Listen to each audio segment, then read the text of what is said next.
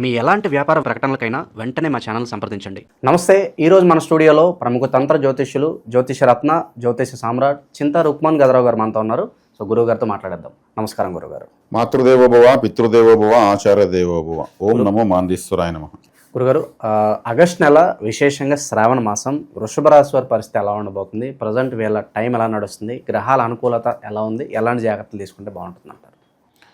ఈ 2020 సంవత్సరం ఆగస్టు మాసం వృషభ రాశి వాళ్ళ యొక్క మాస ఫలాలు చెప్పుకునే ముందు వీళ్ళ యొక్క సహజమైన విషయాలు కొన్ని మనం మాట్లాడుకుందాం. ఇలా మాట్లాడుకుంటే వృషభ రాశి వీళ్ళు సహజంగా తీసుకుంటే చాలా స్ట్రిక్ట్, వీళ్ళు చాలా స్ట్రిక్ట్గా ఉంటారు. చాలా ఖచ్చితంగా ఆలోచించడము, చిన్న విషయాన్ని కూడా కరెక్ట్గా చేయాలని ఆలోచించడం, రూల్స్ ఎక్కువ ఫాలో అవ్వాలంటారు. వీళ్ళు తప్పైతే కూడా అలాగే ఒప్పుకుంటారు, నేను చేసిన తప్పే అంటారు. At the same time before planning బాగుంటుంది. నెక్స్ట్ ఇయర్ ఎలా ఉండాలి ఈ సంవత్సరం ప్లాన్ చేసేస్తారు వీళ్ళు. బంగారు తగ్గినప్పుడు కొనిపెట్టేస్తారు, పెరిగినప్పుడు ఆ బెనిఫిట్ చూసి ఎంజాయ్ చేస్తారు. అంటే ఎగ్జాంపుల్ చెప్తాను, ఏదైనా కానీ బిఫోర్ ప్లానింగ్ ఎక్సలెంట్గా ఉంటుంది. ఈ రాశిలోని చంద్రుడు మనసు కారకుడు, మనోకారకుడు చంద్రుడు వచ్చేసి పొందుతాడు. అందుకే వీళ్ళకు బిఫోర్ ప్లానింగ్ బాగుంటుందని చెప్పింది. ఈ రోహిణి నక్షత్రం ఇందులోనే ఉంది, అక్కడే చంద్రుడు వచ్చేసి పొందుతాడు. అదే నక్షత్రంలో శ్రీకృష్ణుడు వారు పుట్టారు. ఆయన మొత్తం బిఫోర్ ప్లానింగే. మహాభారతంలో తీసుకుంటే శ్రీకృష్ణుడు స్టింగ్ మాస్టర్, కింగ్ మేకర్. ఆయన మొత్తం బిఫోర్ ప్లానింగ్, ఎప్పుడు ఏం చేయాలి. ఆయన కానీ ప్లానింగ్ వేయకపోయింటే, అదే శక్తివంతంగా శకుని కానీ ప్లాన్ వేయకపోయింటే మహాభారతం వాళ్ళది ఏం లేదు, మొత్తం పాత్ర వెళ్దే. ఈ మాస్టర్లు ఇద్దరిదే మహాభారతం. కాబట్టి ఈ రాశి వాళ్ళు కూడా అలాంటి స్వభావాలు కలిగి ఉంటారు. పట్టుదల బాగుంటుంది, నిర్ణయాలు అంత ఈజీగా మారవు, అంత ఈజీగా చేంజ్ అవ్వరు. ఇంక విధులేని పరిస్థితుల్లో జాతకంలో ఇంకేదన్నా తీవ్రమైన దోషాలు ఉంటే తప్పితే వీళ్ళ నిర్ణయాలు మారవు. ఫ్యామిలీ ఫస్ట్, ప్రపంచం నెక్స్ట్. అంత మంచి క్వాలిటీస్ వీళ్ళకి సొంతం అనమాట. ఇప్పుడు వృషభం అంటే ఎద్దు. మరి షేర్ మార్కెట్లో బుల్ రన్ అంటారు, ఎద్దును పెట్టుకున్నారు. అంటే జ్యోతిష్యం చూసి పెట్టుకోలేవు, అది ఆటోమేటిక్గా డబ్బుల కోసం వచ్చింది. ఫైనాన్షియల్గా ఎట్టన్నా వీళ్ళు స్ట్రెంగ్త్లోనే ఉంటారు. ఇంకోటి ఏమంటే వీళ్ళు పుట్టిన తర్వాత వీళ్ళ నాన్నగారికి ఖచ్చితంగా డెవలప్మెంట్ ఉంటుంది. వీళ్ళ నాన్నగారికి ఖచ్చితంగా డెవలప్ అవుతారు, కానీ ఆయనతో వీళ్ళు న్యూట్రల్గా ఉంటారు. కొంచెం వీళ్ళ అమ్మగారికి నాన్నగారికి కొంచెం దూరంగా ఉండే విధంగానే వీళ్ళు ఉండేదానికి అవకాశం ఉంటుంది. చదువుల రీత్యా దూరంగా వెళ్ళడము, ఉద్యోగాల రీత్యా వెళ్ళిపోవడము, ట్రాన్స్ఫర్ రీత్యా వెళ్ళడము, గొడవపడే వెళ్ళాల్సిన అవసరం లేదు. అక్కడి నుంచి వీళ్ళు ఇక్కడికి ఏదో ఏర్పాటు చేసి వీళ్ళకి ఫండ్ పంపించడం, ఇట్లాంటివి జరుగుతూ ఉంటాయి. శ్రీకృష్ణుడు కూడా పుట్టిన వెంటనే తల్లి తండ్రి నుంచి దూరం వెళ్ళిపోయి రేపళ్ళకి వచ్చేసాడు. పుట్టిన వెంటనే యమునా నదిలో ఎత్తుకుని వచ్చేస్తాడు, వాళ్ళ నాన్నే ఎత్తుకొచ్చి దూరంగా పడేస్తాడు. ఈ రాశి యొక్క స్వభావం, సాక్షాత్ దేవదేవుడే, ఆ పరంధాముడే పుడితే ఆయన కూడా తల్లిదండ్రులు దూరం వెళ్ళిపోయాడు. ఆ రాశి యొక్క స్పెషాలిటీ అది. కాబట్టి ఈ రాశిలో ఉన్న వాళ్ళు అప్పుడే గ్రోత్ ఉంటుంది. తల్లిదండ్రులకైనా ఈ రాశి వాళ్ళకైనా గ్రోత్ ఉంటుంది. కొంచెం దూరంగా ఉంటే గ్రోత్ ఉంటుంది, దగ్గరగా ఉంటే గ్రోత్ రాదు. ఇది రూల్, అది ప్రకృతి సిద్ధాంతం. కాబట్టి ఈ రాశి వాళ్ళు ఇలా ఉంటుంది వీళ్ళ యొక్క స్థితి. అంటే మంచి ఫౌండేషన్ బాగుంటుంది. వృషభ రాశిలో ఫౌండేషన్ బాగుంటుంది. సాధ్యమైనంత ఎక్కువగా ప్రేమ వివాహాలు జరిగేది వృషభ రాశి వాళ్ళకి. లవ్ మ్యారేజెస్ ఎక్కువ జరిగేది వీళ్ళకి.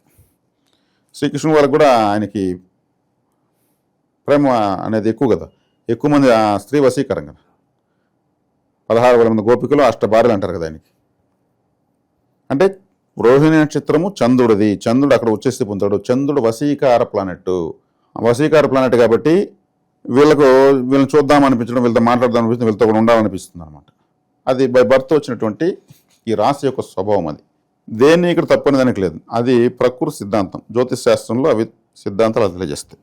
కాబట్టి ఈ రాశి వారి యొక్క ప్రత్యేకతలు ఇవి.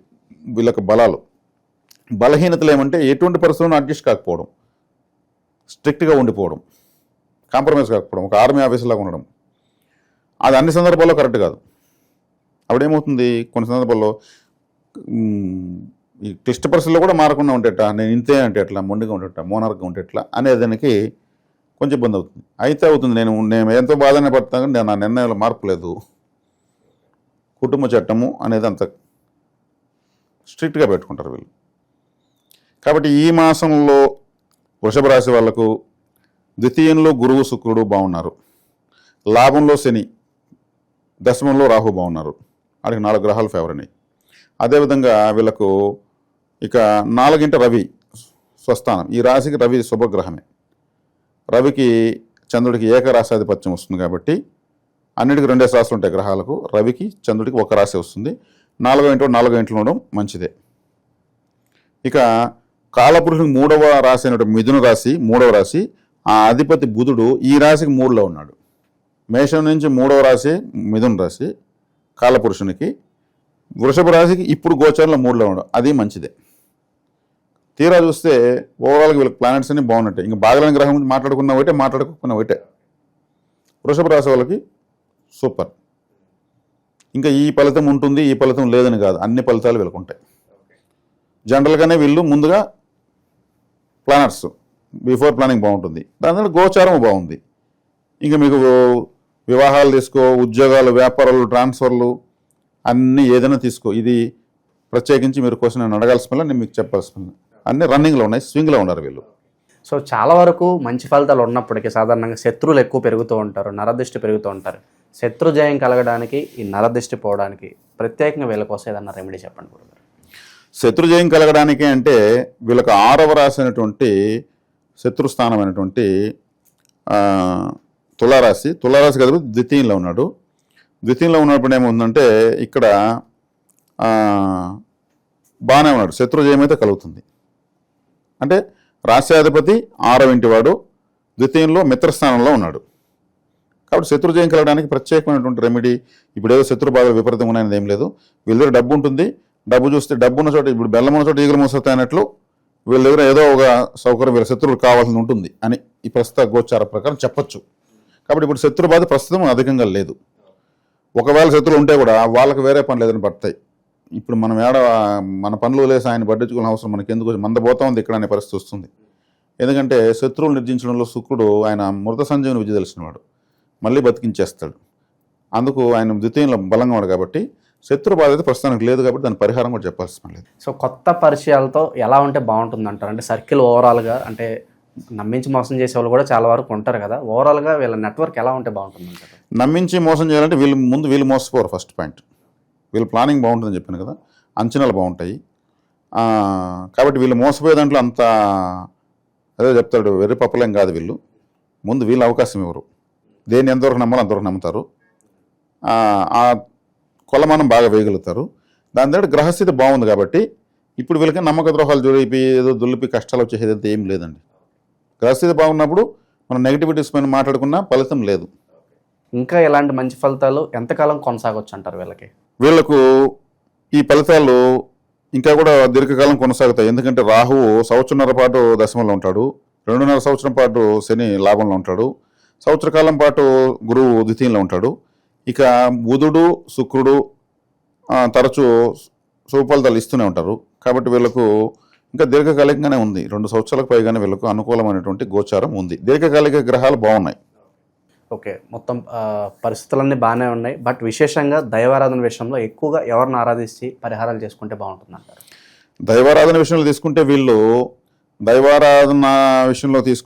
ఒక విధంగా అలంకార ప్రియులు అని చెప్పొచ్చు. వీళ్ళు ఎక్కువగా డ్రెస్సెస్ చేంజ్ చేయడము, పర్ఫ్యూమ్ ఎక్కువ వాడడము, ఇట్లాంటివి చేస్తూ వస్తే వీళ్ళు చాలా బాగుంటుంది. వీళ్ళకు నెగటివ్ కలర్స్ వచ్చేకాడికి రెడ్, అదేవిధంగా రెడ్ రిలేటెడ్, తర్వాత తీసుకుంటే ఎల్లో రిలేటెడ్. ఇవి మామూలుగా కలర్స్ కలిసిన రంగులు ఉంటాయి, వాటిని కూడా వాడాలి.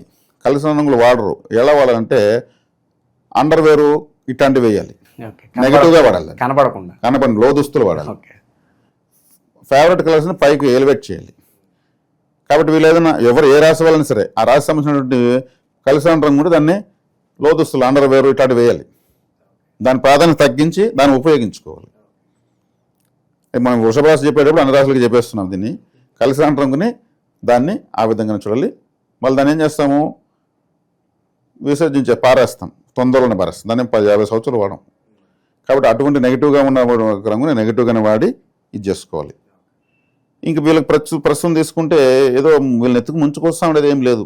పలానా దేవుని గట్టిగా పట్టుకొని రోజుకు 100 నిమిషాలు చెప్పాలనే పరిహారం లేదు, ప్రస్తుతానికి అయితే ఏం లేనప్పుడు మనం చెప్పే ప్రయోజనం ఉంది. జ్వరం లేదంటే ఏం ట్యాబ్లెట్ వేస్తాం. అయితే వారంలో ఏ రోజు బాగా కలిసి వస్తుంది అంటారు? అలాగే మీరు చెప్పినట్టు గతంలో కొన్ని హోరాలు ఉంటాయి, కొన్ని హోరాల్లో కొన్ని పనులు చేయకూడదు అంటారు. సో దాని గురించి ఏదైనా చెప్తారు? వీళ్ళకు శనిహోర కలిసి వస్తుంది, భాగ్యాధిపతి కాబట్టి. శుక్రహోర కలిసి వస్తుంది రాస్యాధిపతి కాబట్టి, బుధహోర కలిసి వస్తుంది ద్వితీయ పంచమాధిపతి కాబట్టి, రవిహోర కలిసి వస్తుంది. మిగిలిన హోరల్లో వీళ్ళు న్యూట్రల్గా ఉంటే సరిపోతుంది. సో ఓవరాల్గా వృషభ రాశి వారి పరిస్థితి శ్రావణ మాసం ఎలా ఉండబోతుంది అద్భుతంగా వివరించారు. ధన్యవాదాలు గురుగారు. ధన్యవాదాలు.